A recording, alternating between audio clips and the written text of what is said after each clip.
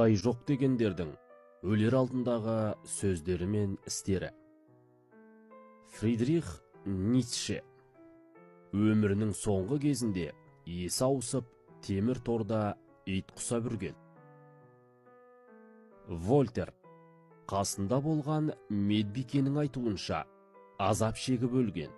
Түні бойы Құдайдан кешірім сұрап, жалбарынған. Мұндай өлімді ешкімнің көрмегенін қалар едім. Давид Хьюм. Атеист. Өлер алдында мені өрт шарпып барады деп айқайлай берген. Өлімі өте аянышты болған. Наполеон. Император. Емдеген дәрігердің оның ешкімге керексіз жалғыздық жағдайда өлгенін жазған. Оның өлер алдындағы жанталасы сұмдық болды. Ленин. Есі ауытқып өлді. Қасындағы стол мен орындықтардан жасаған күнәлар үшін кешірім сұраған. Миллиондаған кісілердің көсемі, пайғамбары болған адам үшін таң қалатын нәрсе. Ягода. Кеңестік құпия полициясының басшысы. Құдай бар, ол мені күнәларым үшін жазалап отыр. Зиновьев. Лениннің әріптесі. Сталиннің бұйрығымен атылған. Тыңда мені, Израиль.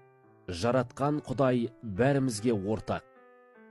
Құдай жоқ деген саясат тұстанған мемлекет басшыларының бірінің сөзі осындай. Ярославский. Атеистік интернационалдық қозғалыстың президенті. Менің бар кітаптарымды өртеңдер. Әне, Тәңірім келіп тұр.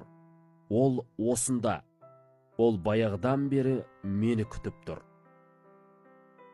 Бразилия саясаткері Танкреда де Амейдо Невес. Президентке түскен сайлау науқаны кезінде жұрт алдында: егер мен өз партиям үшін 500 мың дауыс алсам, Құдайдың өзі мені президенттік тақтан түсіре алмайды деген. Ол өз айтқан сонша дауысты жинаған, бірақ президент болудан бір күн бұрын аяқ астынан ауырып өлген. Бразилдік композитор, әнші, ақын Рио де Жанейрода өткен шоу үстінде сигаретті ішіне тартып, түтінін аспанға жіберіп жатып: әй Құдай, мынау саған деп көкіген. Көп ұзамай ол 32 жасында спидтен өліпті. Титаникті соққан инженер.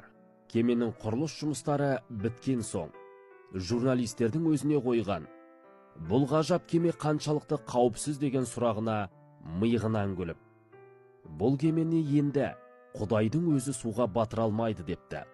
Су батпайтын Титаниктің тағдыры жайлы білетін боларсыздар. Атақты актриса Мэрилин Монро өзінің шоуының тұсаукесерін жасаған кезде бір Билли Грэм деген діндар келіп: Тәңірім саған дұға оқысын деп жіберді дейді. Діндарды тыңдап болған Монро: маған сенің Иса пайғамбарың керек емес деп жауап берді. Бір аптадан соң актрисаны өз үйінде өліп жатқан жерінен тапқан.